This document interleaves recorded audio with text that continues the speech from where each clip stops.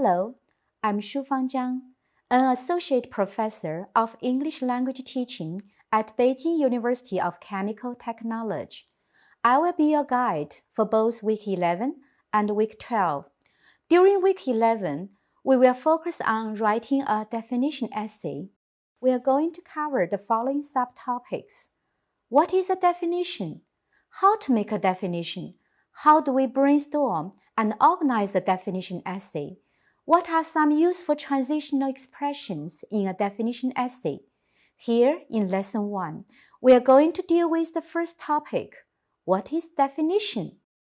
In this ever-changing society, there are lots of new things emerging every day, which may arouse our desire to know more about them. For instance, in a science class, a 5-year-old may ask, "What is the meaning of galaxy?" You may think it's easy to answer this question because we can turn to dictionary for definitions of unknown terms. Yes, we can.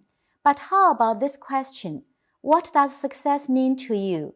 This is more difficult to find an answer, since the term success is very abstract.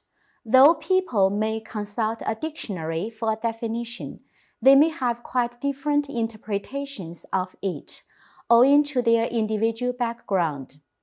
After Lesson 1, we will have a general understanding of what a definition is. We will cover 3 topics. First, the main types of definition. Second, the standard structure of a definition. And third, the proper topics for an extended definition. Let's start with the first task. To understand the main types of definition, read the following definitions, trying to identify the differences between them. Number 1 is the definition of galaxy given by a dictionary. It explains that galaxy is an extremely large group of stars and planets that extends over many billions of light years. Number 2 is an informal personal definition of the term reading.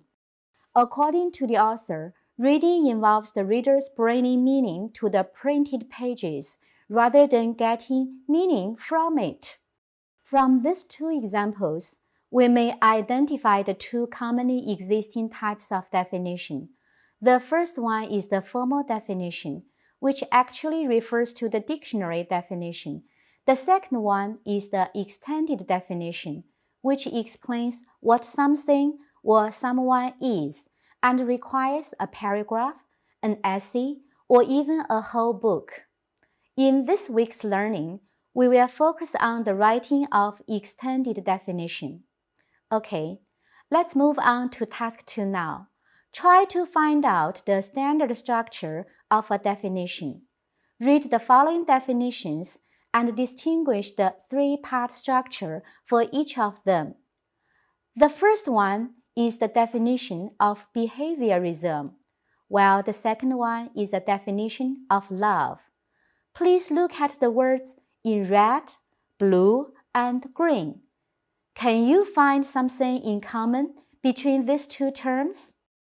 If we rearrange the structure of the definitions of these 2 terms and put them in the table in this slide, we may realize both of them have a standard 3-part structure, term, which refers to behaviorism, and love. Class.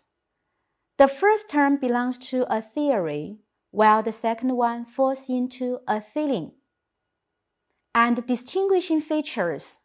The first term is explained by that clause, while the second term is illustrated by a which clause.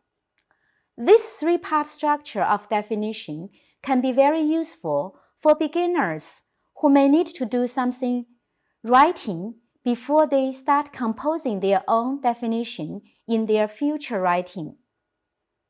Okay, let's look at task 3. Try to identify the proper topics for definition essays. Compare the 2 groups of terms below. How different are they? In the left column, The words are a cell, a plant, a printer, a modem. These terms have definite, concrete meanings. They are improper topics for a long essay, since the readers won't think of them as controversial. The terms on the right are friendship, love, honor, pride. These terms are abstract and depend more on the particular point of view of person, culture, religion, political systems, and so forth, and are proper topics for a definition essay.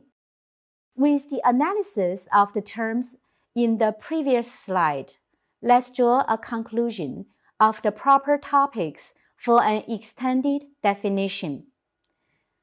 There are plenty of terms we use every day.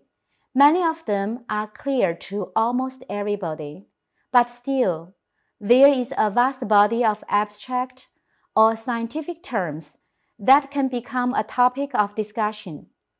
To make things even more complicated, many difficult social and political issues are due to the fact that citizens can define terms in a very different way.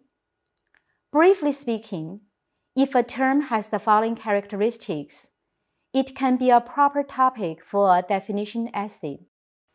First, abstract terms, such as feelings, values, or other abstract qualities. For example, the word love. Second, ambiguous terms. For example, those terms which have more than one meaning due to context. For example, the definition of the word fine. Next, controversial terms. The terms such as democracy, which can be a topic for one to develop a long essay, and finally, complicated terms, which may require exhaustive description. For example, the definition of quantum tunneling. Here, I would like to provide more of the possible terms that could be chosen as a topic for an extended definition. For example, the term laziness, marriage, and so on. You may choose one to have some practice. Before we finish the first lesson, let's review what we have mainly talked about. First, we have learned the two main types of definition, the formal definition and the extended definition.